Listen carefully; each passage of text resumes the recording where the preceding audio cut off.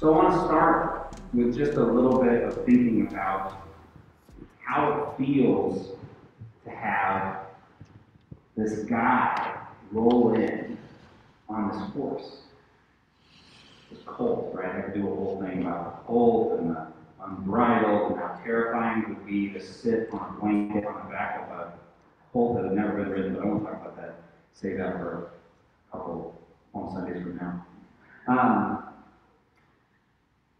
He's the one who what? Here comes the one who what? It's a mixed sense of what's about to happen, about what this guy is all about, what's going to come of this person showing up at this time. Right? If we're in Jerusalem, we don't know anything.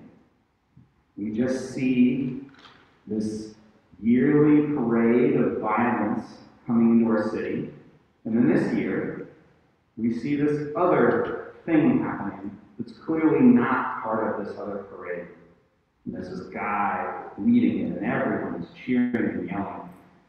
And then you hear somebody yell, "Blessed is the King who comes in the name of the Lord. Peace in the heaven." And I think about, okay, what are they saying about him? Are they saying we get a new king? Are they saying we get a new leader? Are they saying this guy's going to fix all of our problems for us? This guy's going to free us of all of our limitations? This guy's going to make us okay? Or are they saying the king we're going to have, the leader we're going to have, is not going to come in their own name? The leader I'm going to follow is not coming in their own name. They're coming in the name of my God. And I'm only going to follow them as long as they are not centering themselves, but they are centering the Lord. You want my colt? Why do you want it? I want it because God needs it. Okay. That's different than you want it to do a thing. Right? It's the whole question about mission. Right? Are we doing it because we want to do it, or are we doing it because we feel called by God to do it? And there's something really powerful in this story about the way that they cry out here. They say, "Blessed is the King who comes in the name of the Lord." Now, Caesar is a king who does not come in the name of the Lord, right? And so by crying this out, the Pharisees are terrified because they know exactly what's being said. There's a seditious argument being made. They're going to murder our man on a cross for a reason, right? When you reject coming in your own name, in this context, you're rejecting coming in this codependent, I'm going to save you from your own problems. We could talk a lot about Christian theology here. I'm going to say some disruptive and unpleasant things in a minute, so just hold with me. But you're also saying in this context that we're coming up against debt slavery, which is a huge thing in the Roman world, right? We're coming up against unjust authority. This is the king who's coming in the name of a different kind of freedom and a different kind of peace, and not the Pax Romana of domination and economic exploitation that makes everybody servants of the empire. But there's another way that some of this thinking shows up in modern Christianity that I want to talk about. We often talk about being debtors in the hands of our God. And I want to just tear this whole metaphor apart real quick, because I believe that in Jesus Christ we are debtors no longer. And this connects with codependence, because oftentimes codependence has this sense of obligation that we owe one another. We need to do something for one another. There's this kind of like compulsion. There was a control piece that was lifted up earlier. Folks, we owe everything, our entire existence, to God. And sometimes we get distracted by that, right? We think that somebody else owns things that we need, or we own things that somebody else needs, and we get caught in these human games. But ultimately, the earth is the Lord's and the fullness thereof. We don't owe each other anything. We owe everything to God. All of us do. This is the foundation of interdependence, that all of us owe to God. And what happens when we get problematic systems of governance is people forget that.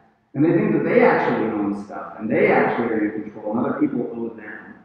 But all of us are in dependence of God. So I'm going to talk about this idea of debt, and I'm going to talk about 3 different concepts about debt and why I think Jesus liberates us from this concept. Number 1, if you have a debt, you are expected to repay that debt.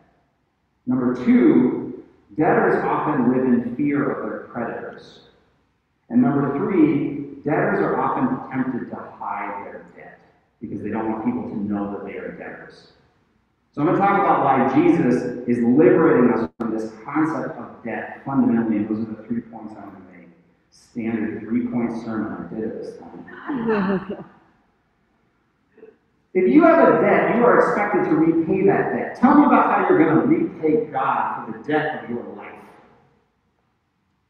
Tell me about how good you have to be to earn the grace of God in your life. Is there such a thing as earning grace, being worthy of God's love? Absolutely not. And if we think that we are in debt to God, think about how profoundly manipulative that whole concept is. Every time you do something that you don't think is in God's best interest, you have just defaulted on your debt. And now you owe God even more. Right? Think about your credit card bill. If God gave you said credit card, all the ways that you could spend your own life, you would owe forever and ever. And you could be paying on it your whole life and never change the balance. It's just constantly ticking up. This breath is a gift from God. Can you pay God back for this breath, even if it's labored? No. We are not in debt to God, because if we were in debt to God, we would never be able to pay it back. And that would create an oppressive system of relationship between God and us. And Jesus came to liberate us from this system of oppression. That's what this other parade is about. There's a new way of being in. Caesar wants you to be in debt. Caesar wants you to owe your peace, your safety, your security to his violence, so that you will need his violence in your life and in your community. Being a debtor, if we are debtors to God, it is a permanent state. And that inherently means that we cannot be debtors, because if we were debtors in a permanent state, we would be under that oppression. And that is not the relationship that God wants from us. Point 1. Point 2, debtors live in fear of their creditors. Debtors are always afraid that their creditor is going to come back and say, bill is due, bill's been passed due, you owe now, I'm about to take your house, I'm about to take your car, I'm about to take your life, I'm about to put you in prison. Folks, God is never going to collect on your debt. God is never going to collect on your debt. There's never going to be a moment where God comes into your life and just starts messing stuff up because you didn't do enough. You weren't good enough. We talked about a couple of weeks ago when the Tower of Siloam fell on those people. Were they worse sinners? Was that God collecting on their debt? Jesus says no. But all of us must repent, turn back towards God, or we'll face the same fate. It's not that God's going to collect on this debt. It's that here we are in this world now with this huge amount of grace. What are we going to do with it? So there's this word in Christianity that often gets associated with debt, but it's a completely different concept. The word is redemption.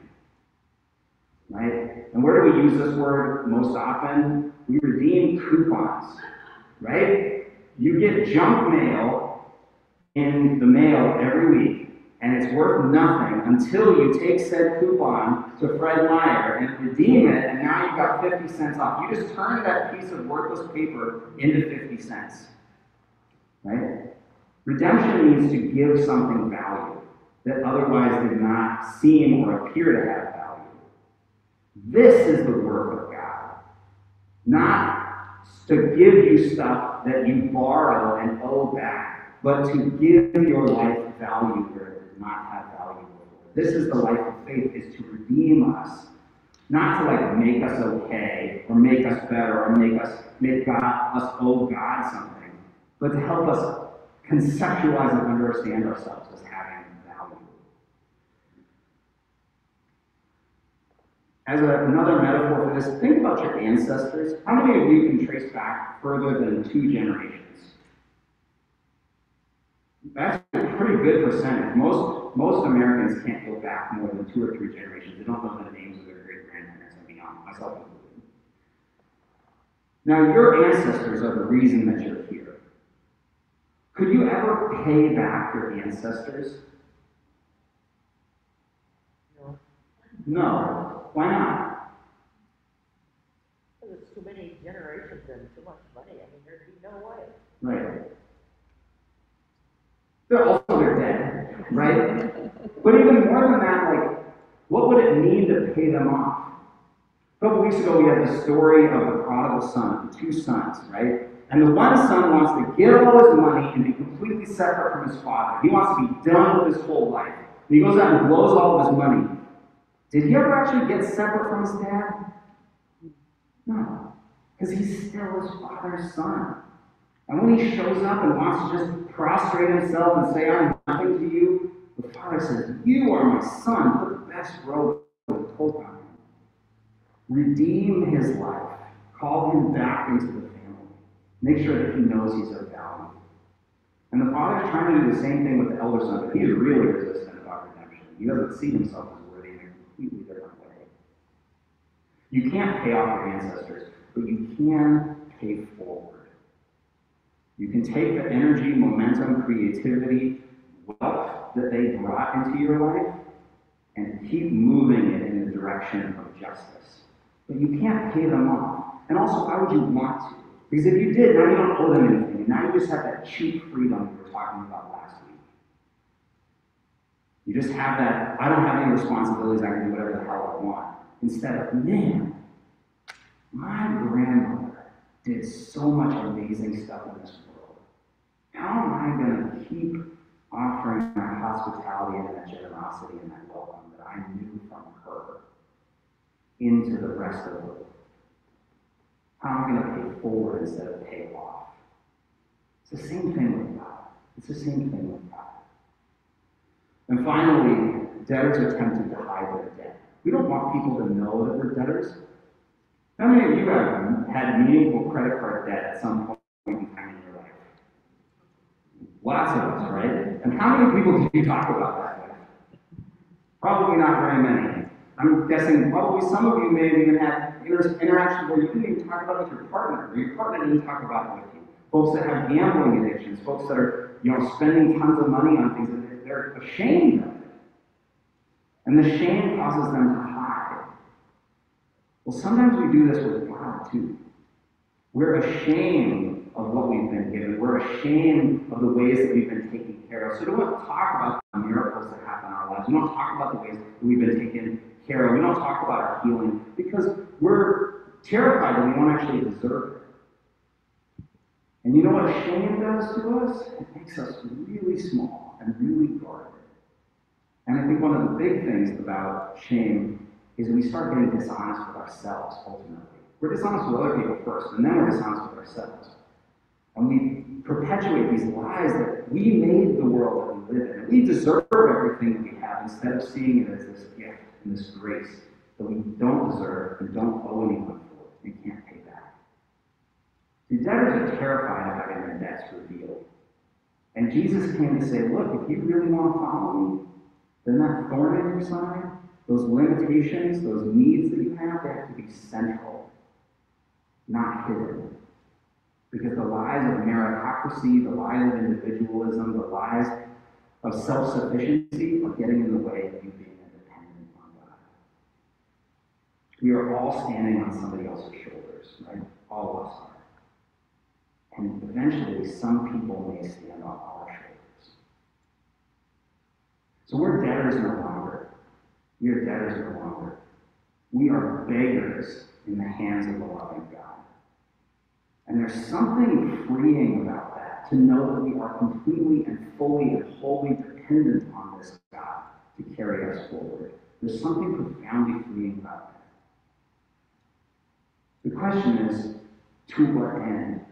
What are we begging for? Why do we want to receive this life and this love and this creativity and this energy from God? Well, Jesus makes it really clear in John's Gospel, in chapters 12 through 15, which we'll talk about on Thursday, about what this whole thing is for. Because he invites us to transition from thinking of ourselves as debtors, right, and as servants, to transitioning to see ourselves as friends, to see ourselves as beloved.